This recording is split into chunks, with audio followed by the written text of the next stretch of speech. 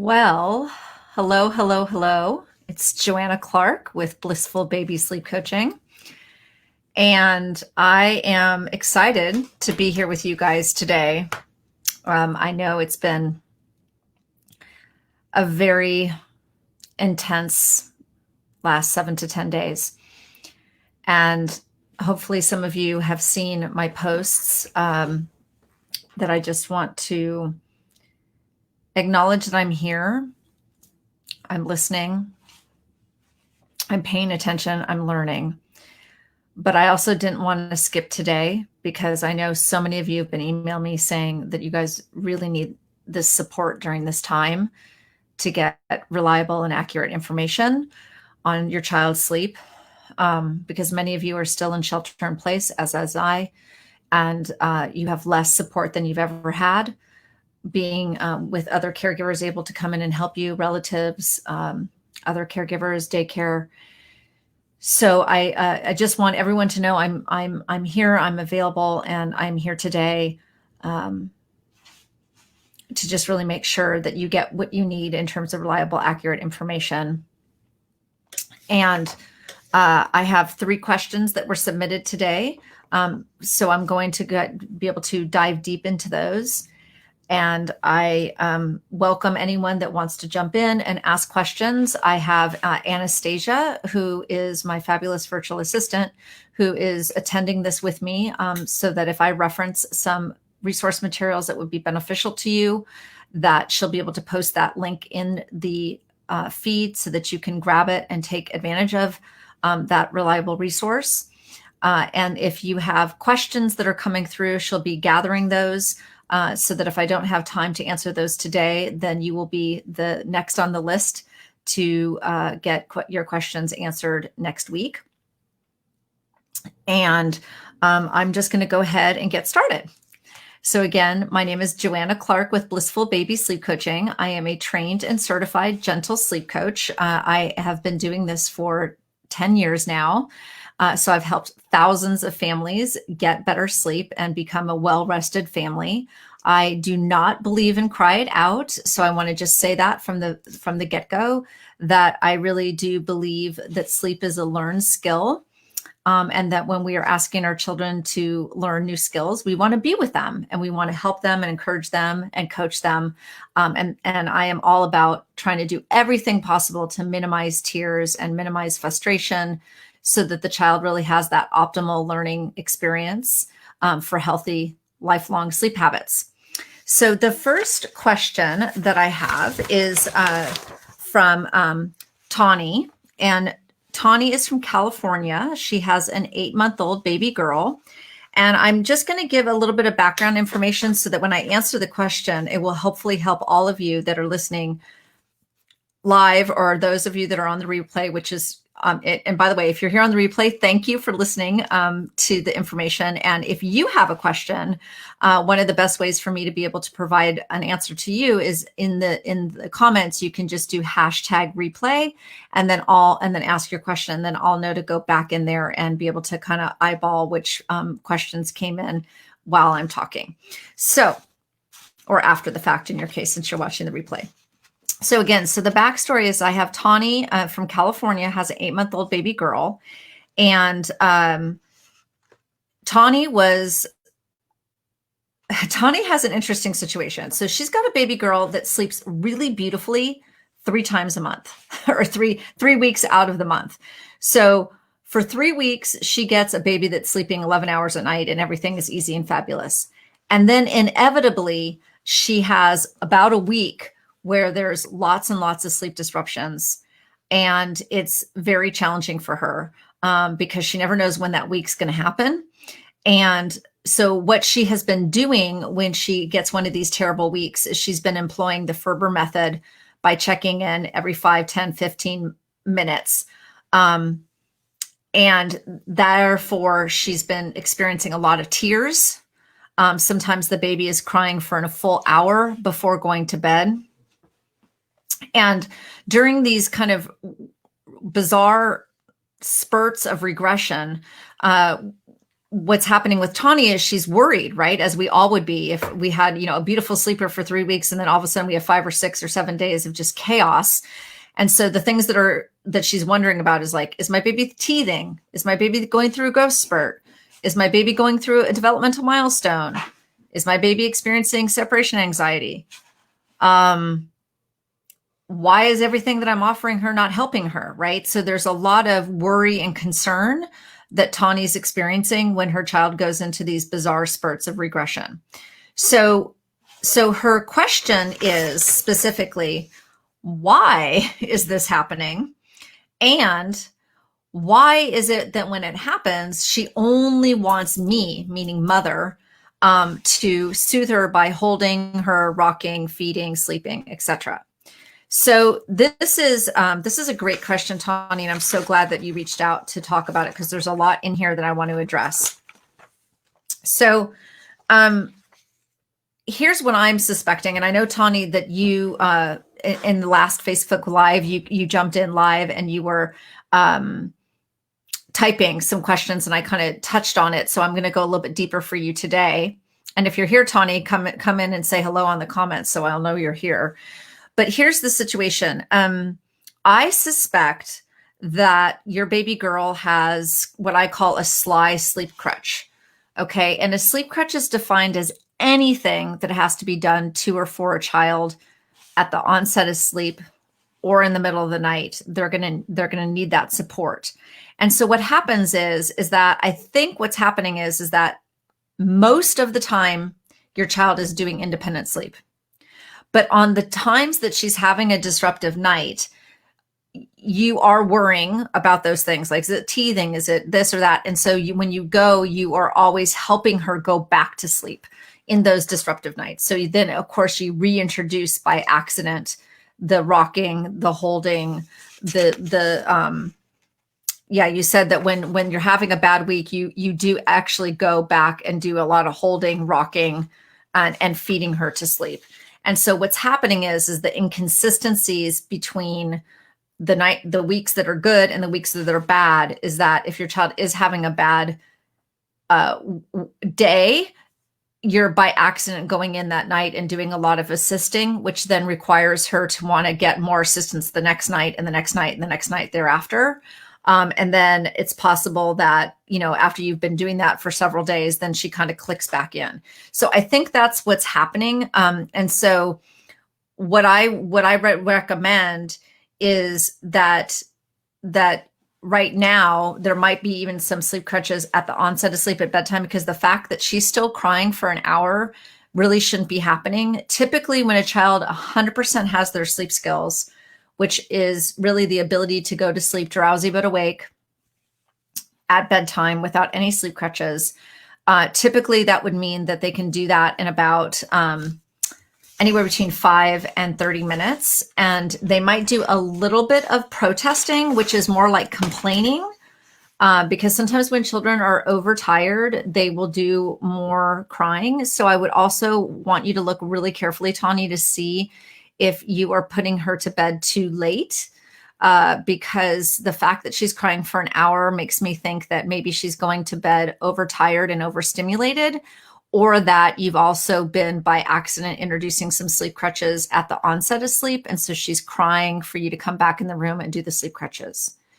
So if you're here, maybe you could give me a little bit more information, because right now I don't see anything coming in from you to give me further data to know like which direction, because I want you guys to know something about sleep coaching and sleep training. It's all in the details and it's all in the nuance. And so it's not one of those kind of one-hit wonders where, if you just do this, that's that magic thing that you did that made all the difference.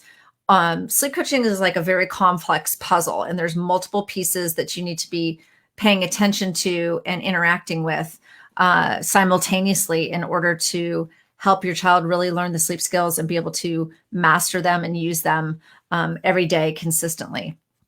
But I know how frustrating this is. For Tawny, she's saying, why won't my baby sleep?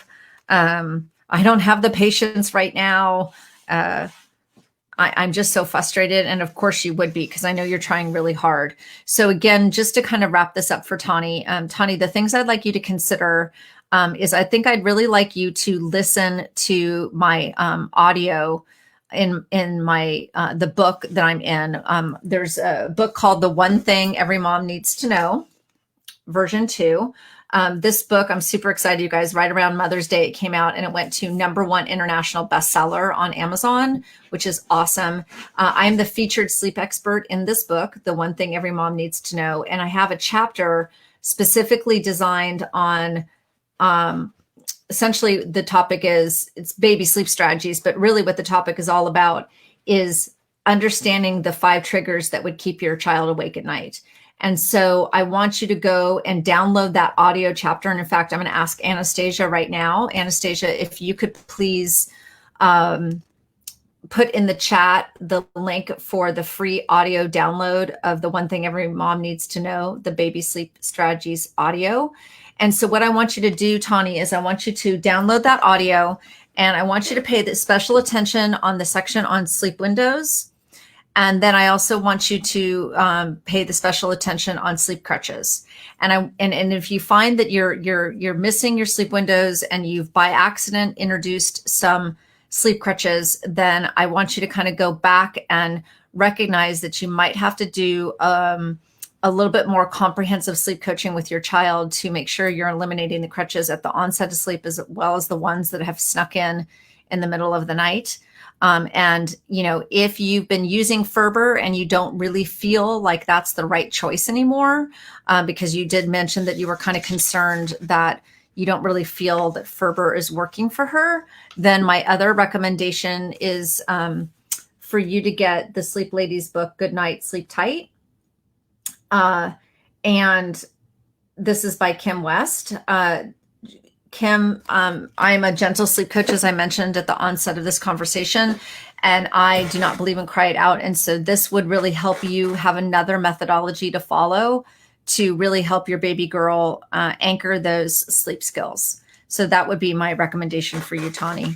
And then, of course, if you really get in a bind or you're just too tired to try to figure it out yourself, which oftentimes families do, say to me, listen, I'm just too tired to read a book, or really, I'm even too tired to listen to an audio chapter.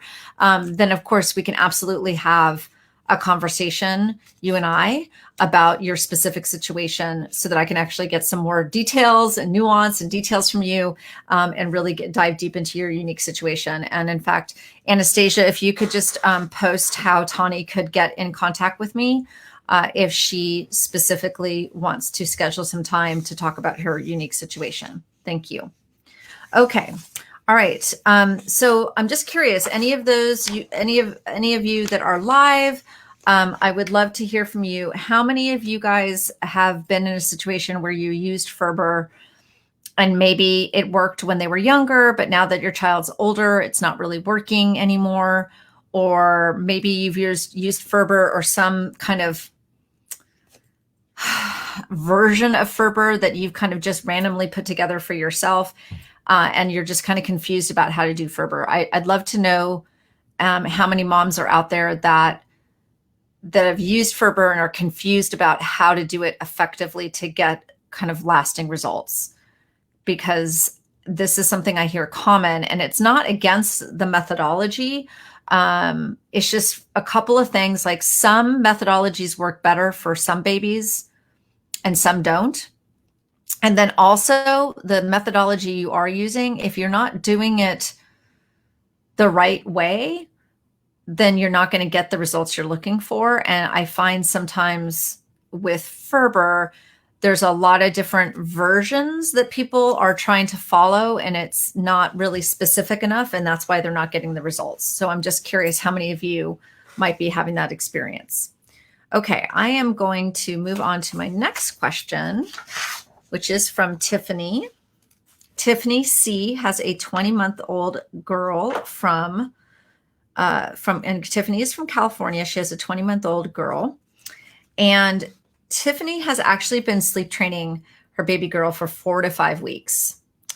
And right now, they are in a situation where they are finally outside of the room, and she has been using the Sleep Lady Shuffle. And what she's finding is that she's still doing a lot of crying, and then they end up going to the door and saying lay down. And there's still a lot of drama at the onset of sleep, even though they're out of the room. And then in the middle of the night, she's still having some early rising. So this has been really hard on them. She's feeling like right now life is really hectic. They still, even though they've been sleep training for 4 to 5 weeks, they still haven't felt like they as parents are getting good sleep, because they're still waking up early and they're kind of they're on alert, and not feeling like they're getting very good sleep, because they're just on high alert for everything. And I know this is so hard, Tiffany. All right, so let me talk about this. So, and Tiffany also did reach out to me, so we're probably going to do a sleep strategy session, because she was here last week, and she asked some questions, and I think now she's realized, like, I just need to talk to someone live, which again, you guys, that's why I'm here. Like, I'm here to get the conversation started. And for some of you, it might be amazing. You might be like, boom, that's exactly what I need to do. I finally understand. And then you are going to be able to move forward.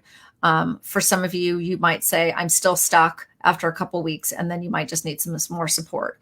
And the reality is that, as mothers, we don't need to martyr ourselves if we need support. Support is available, which is amazing. It's easier than ever to get help.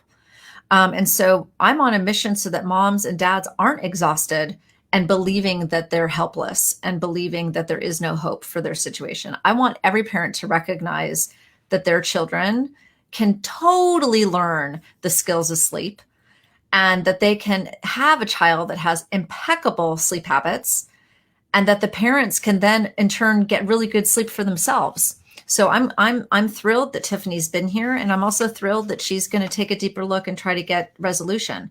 So let me just give a little bit of background information on Tiffany's situation. So the first thing is she has been sleep training for 4 to 5 weeks. So the first question I want to answer is, for some children, so typically when you're sleep training a baby, the amount of time it would take you to sleep train varies very specifically on a couple of things. Number one, how old is the baby? Number two, how deep are the sleep crutches that you had? And number three, how many crutches you have? And how many arousals are you really experiencing in the middle of the night that you have to learn how to manage? Okay, those are usually the 4 factors that will determine how long it will take for you to sleep coach your baby and get lasting results. So I don't know any backstory on Tiffany's on what those original sleep crutches were, but typically for a child that is sleeping in a crib and who is not walking, it can take anywhere between 2 and 3 weeks. And that's just really focusing on nights.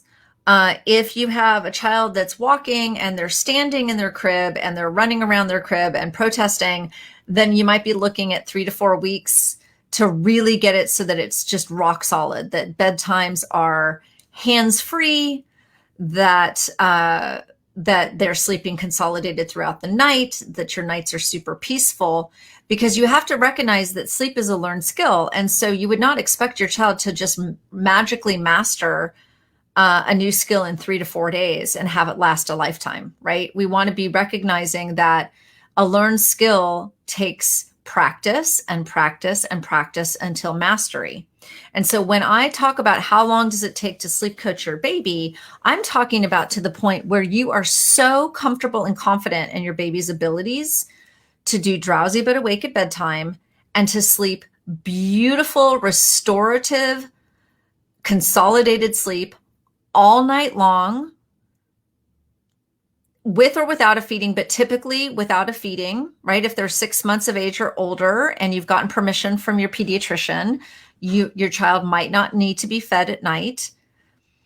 And of course, if you want to feed them, I'm very proactive and pro breastfeeding. You can absolutely keep a feed, but we would want it to just be that your baby wakes up happy, your baby wakes up rested. You wake up happy and rested because your baby slept gorgeous all night long. And that if you did do a feed, it was a super fast, efficient feed. Like you go in, you feed them, they have a beautiful nurse, and then you put them back down and they continue to sleep throughout the night. And it's super easy and smooth. That's what I want for all my families. So when I say, how long does sleep coaching take? For, for a child that, is around 20 months, like Tiffany's, it could take anywhere between 2 to 4 weeks. So the fact that she is still in sleep training mode doesn't really concern me, like meaning she's, depending on where she started from and how deep those sleep crutches were and how many arousals her baby needed to consolidate, then she might be right on track in terms of how long the learning curve is for her child to master the skills. But what I am concerned about, Tiffany, is that your baby girl is still doing a lot of crying at bedtime. By 2 to 4 weeks, we shouldn't be seeing that. We should be a child that really is quite happy in their crib and will typically fall asleep within 5 to 30 minutes with minimal protest. So that's definitely something we're going to want to explore. And then the other thing that I want to mention in terms of like expectations for sleep coaching is that if you have a child that is, in a big boy bed or a big girl bed, typically they're going to do that transition around 3 or 3.5 or 4 years of age. So basically, let's just say a child in a big boy bed or a big girl bed from age 3 till 6. How long might sleep coaching take if they've never learned their sleep skills? And I would say realistically, that will definitely take anywhere between 3 and 6 weeks. And again, it depends how deep those sleep crutches were. If you think about if you are sleep coaching a 4-year-old that has always been rocked to sleep for every bedtime, for every nap time, then and multiple times a night when they woken, then of course those sleep crutches are going to be really ingrained and probably very stubborn. And then you've got the situation where the child's in the big boy bed. So sometimes they'll be, go wandering in the middle of the night. So it takes a lot more time. And with 3 and 4-year-olds, we really need to build the sleep plan to have the child believe it's their idea, that they want to be pursuing good sleep. So there's a lot of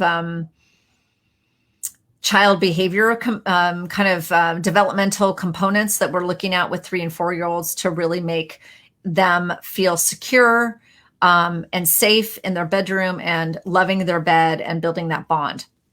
So again, if you're looking to do nights and naps, meaning you want your child to sleep beautifully all night and you want them to be like hands-free for the naps, like just as easy as just put them in the crib, walk out the door, you're done, then you probably want to tack on another 2 weeks to really make sure that the naps are, again, just gorgeous, meaning you put them down, they sleep for an hour and a half or 2 hours. You don't ever have to go back in the room.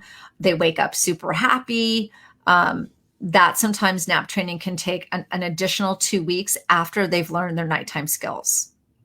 Okay. So I'm hoping that, that Tiffany knows that she's not too far off in terms of how long it takes, because she says she's a little bit frustrated on how long it's taking, but I would beg to differ that she's probably right on the verge and she just needs to manage some of these situations with the crying at the onset of sleep.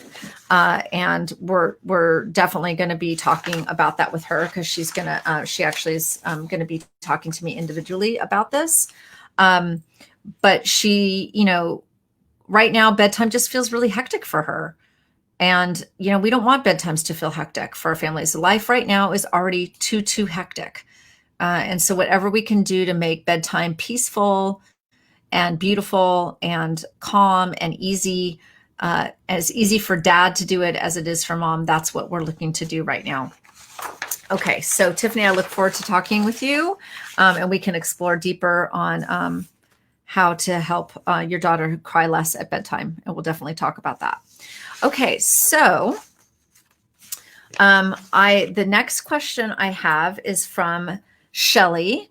Shelly is from Kentucky and has a 14-month-old baby girl. Hi, Shelly. Shelly is one of my past clients. I love it when past clients pop in here to ask questions. We actually sleep trained her first baby girl several years ago, and now her first daughter is a champion sleeper. And the good news is that now this is the 14-month-old that we're talking about, is her second baby. And so the good news is that everything she learned in her one-on-one sleep coaching with me, with Penny, which is her older daughter, she's now been able to use with the 14-month-old, which is awesome. And I saw that Shelly just popped in and says, Penny says hello, which is amazing. Actually, Shelly, can I tell them, if you're here live, can I tell them that sweet text you sent me the other day about what Penny said when you guys were reading a sleep book? Because it is so adorable. I'll wait to see if I can share that story, because it's adorable. Okay, so let me give you guys a little bit background on what Shelly's thinking about. So first of all, Shelly is like all about consistency, and she's all about schedules, and she loves to have her children sleep. And she loves to know when they sleep, and so she can schedule her day. Okay, so her question is this. So again, her baby number 2 is 14 months, and her baby is showing signs to make the transition from 2 naps to 1 nap. And she's really kind of thinking through, like, okay, from a scheduling standpoint, how am I going to do this? How am I going to offer the consistency? Because again, those are her 2 priorities. So let me talk about the 2-to-1 sleep transition in general, and then we'll talk about what she's seeing with her daughter. So typically, a child will do the transition from 2 naps to 1 nap somewhere between 15 and 18 months of age. I've actually had some clients whose babies still at 20 months were still doing 2 naps a day, which is like amazing. I'm a big believer in naps. And so, you know, if her baby girl is at 14 months, is it possible that her child is starting to show signs of readiness? Yes. So let me talk about what signs of readiness for the sleep transition looks like. So if you have a child that's between 15 and 18 months of age who previously was taking 2 naps, you're going to start to see a couple of warning signs that will tell you that it's time to switch to the 1 nap a day schedule. And so the first warning sign you're going to see is that they will start doing one of 2 things. Either their morning nap will get longer, and then they try to skip or do massive protest on the second nap, or the morning nap they start fighting the morning nap. And then when they fight it and they take it, it's still pretty low, meaning it's not a great nap. But then that kind of makes the second nap turn out to be at an odd time of the day. And so then the child just ends up is just really grumpy in the afternoon, meaning like you didn't get a good nap for the nap number 1, and you definitely didn't really get a good nap for nap number 2. And then the child goes to bed overtired, and then that causes more issues in the middle of the night. Those are some telltale signs that you can tell the transition's happening. Now, you have 2 ways that you can approach the 2-to-1 nap transition. You can follow your baby's lead, or you can force it to happen. So I'm going to explain what to do if you want to follow the baby's lead. So if you have a child that is doing those 2 warning signs, then the first thing I always recommend is let them do the morning nap, but cut it to 45 minutes so that there's enough time between nap number 1 and nap number 2 to be tired enough to take nap number 2. And, you know, with the morning nap being shorter, it means that nap number 2 will probably come earlier, which also means bedtime will come earlier. So when you're making this nap transition, please, everybody know you are going to be having some schedule changes, and it's going to be uncomfortable. And if you go kind of the child-led way, it can take longer to make the transition. But it can be easier because you don't get as much of an overtired baby. But it does mean that you will have some schedule changes. So for some families, they say, I can't afford to do it the slow way because I have 2 or 3 children, and then I don't want to be stuck at home all day with different kids on different nap schedules. So that's like why a lot of families might move ahead and kind of force the transition to happen. The forcing the transition to happen is literally what you would do is make a decision like, okay, I'm going to move this child up to a 1 nap a day schedule. And so the first thing you would do is drop the morning nap and put them down for 1 nap a day and start to put them down sometime after 11 a.m. And then if that goes well, then you push it to like 11:30. And if that goes well, then you push it to 12. And then you try to get that nap to sit in the middle of the day for however is best for your family schedule with your other children or with your lunch schedule with your family, etc. And when they move to 1 nap a day, they're going to typically still need to take about over a 2 hour nap, 2 to 3 hour nap. So, but when you force them to do this 1 nap a day, again, bedtime is going to end up being really early because in the beginning, when you force them to 1 nap, you might have to put them down at 10:30 or 11 a.m. in the morning. They might sleep 2 hours, but they'll be up at 1 o'clock and they'll be exhausted by 6, which means that you have to put them down earlier. So again, whether you're doing the slow boat version or you're doing the fast boat version for nap transition, you have to be prepared for earlier bedtimes. And you have to be prepared for a child that's probably going to be cranky and overtired at bedtime. And you have to prepare for a schedule change with how you guys manage your day. And that can always be uncomfortable. If you do the fast method where you just make them force it, for some kids, it could take them up to 3 to 4 weeks to finally get the nap at the right time in the middle of the day and sleep for that nice big 2 to 3 hour chunk. So it is a process, and you have to be really patient with your child during that time. And that means that you as a mom might not get as much done.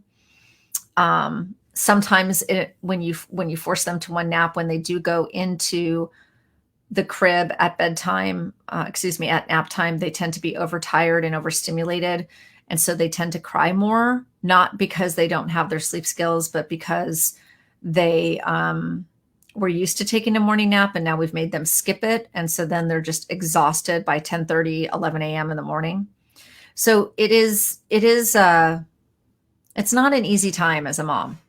But when you finally get through that transition, imagine you've got a child that sleeps, for a big, 2 to 3 hour chunk in the middle of the day. And then it makes it really fun because you can have a solid morning outing and then a solid late afternoon outing. Now that we're going into summertime, I really want to make sure that if you are going to make this transition, that you're not traveling and doing a whole bunch of things while you're trying to make this transition, because I think that would make it harder on your baby and harder on you to manage. Sometimes the change in their behavior when you're traveling or sleeping in different places or room sharing because you're at a hotel. Now, of course, we're still kind of in COVID land, and maybe a lot of people aren't going to be doing a lot of travel this summer, in which case that would be a great time to make this a priority to focus on that. So let me tell you guys the really cute Penny story. So again, Penny is her older daughter, and we sleep coached her older daughter a couple of years ago, and her daughter is still an amazing sleeper, which I love. And there was a book she was reading her daughter this week about, and in the book was a cartoon of a little girl underneath the bed covers with a flashlight reading a book when it was supposed to be bedtime. And her daughter, Penny, said to her, "Hey, Mama, this little girl's not following her sleep manners. The light is red. It's time for bed. She should be asleep. And that means that she's not following her sleep manners, which means she's not going to get a prize in the morning."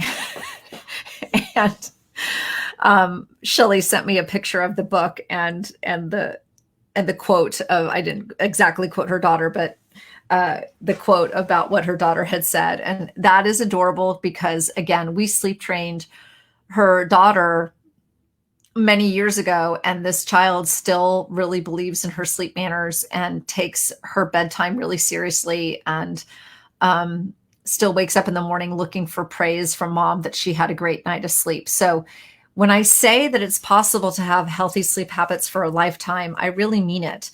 And I think Shelly and her family are a great example, because Shelly has been able to use everything that she learned with me in our one-on-one coaching and has been able to apply that towards her 14-month-old who has great sleep habits. And now mom is just looking to make the necessary transitions from 2 naps to 1 nap and feel good about how she's doing it. Yes, I know, Anastasia, it is so cute. It's such a great story. And then and what also is adorable is at the time, way back when we were sleep training, Penny was doing I'm going to tell the story, Shelly, because it's so adorable. She was, and maybe I'll post this on our Facebook. Maybe you can give me permission to do it. But there was a video of Penny coloring, and Shelly, the mom, said, "What are you doing, Penny? What are you making?" And she says, you know, she called me "Does sleep lady, does sleep lady, does sleep lady," and basically she was, doing kind of role play with what her mom was saying. Why are we doing this? And her mom's like, because the sleep lady said so. And so this cute little child was talking about making a really cute coloring of the sleep lady says, which I think is adorable. So anyway, so this is what Shelly said. She says, we are so happy. We are blissfully sleeping, both kiddos, thanks to all we've learned from you. So thank you, Shelly. That's so sweet. Anyway, those are the 3 questions that I had this week. And so if there's anyone else in here that wants to pop in and ask me something, I can stay for a little bit longer and make sure to answer your question. But I'm going to be curious to know if any of you are going to be traveling this summer, because I can definitely we can definitely have a conversation maybe on one of these Facebook lives about travel tips, how to make it easier to travel with our children this summer. I just don't know what's going to happen this summer. I know our family, we don't really know what we're going to do. We're still in kind of wait and see mode. I'm in the San Francisco Bay Area, and we are still shelter in place. And we're kind of awaiting some updates to see a little bit more how things might be opening soon, which we hope. But I don't see a lot of travel happening in our household anytime soon. Anyway, all right. Well, I think I'm going to wrap up, everybody. So again, any of you that were in the replay, please feel free to do #replay and ask any question, and we'll make sure to address that next week, which I will be here next Thursday at 2 p.m. Pacific. And next Thursday is going to be June 11th at 2 p.m. Pacific. And you can submit your questions in advance. In fact, Anastasia, if you could do that real quick, if you could post the link for individuals to be able to ask questions in advance, so that I can take time. These are the forums, and I take notes on everybody so that I come to the conversation prepared, so that I'm really answering your questions and giving you some more point of context on what moms are thinking about and feeling about when they are having these sleep struggles. And those of you that saw that Anastasia posted in the feed, that I'm recommending definitely to Tiffany to grab the resource on my audio chapter, because that's going to give her a lot of information on sleep windows and the nature of sleep crutches, so that she can do a little bit more problem solving there. For Shelly, I've given you kind of the specifics on how to do the 2 to 1 nap transition. But again, if you need more background tips, this book, again, you guys, you'll often hear me. This is my mentor, Kim West. I was one of her top first 50 sleep coaches in the nation. I was one of them, being trained and certified by her. What I love about her book is that she has age appropriate sections. So if you are in this case, Shelly's going to want to look up 2-to-1 nap transition, and there's a whole chapter in there that's just that specific topic. So that would be a resource that I would offer to Shelly just to get more details on how to do that nap transition. And then, of course, for Tawny, we're talking a lot about, Ferber and why it's working for her or not working for her. And that if it's not working for her, then doing the Sleep Lady Shuffle to clean up some of those residual sleep crutches that has kind of snuck back into Tawny's nighttime routine with her daughter. That would be very helpful to her. And then also to recognize that there's at this point being, multiple weeks into sleep coaching, that there's no need for there to be an hour of crying at bedtime, that's something that means that there's something amiss. Either her child's really overtired, etc. So thanks for everybody for coming today. I hope you all stay safe and give a hug to all your loved ones. Okay. Thanks for being here. Bye.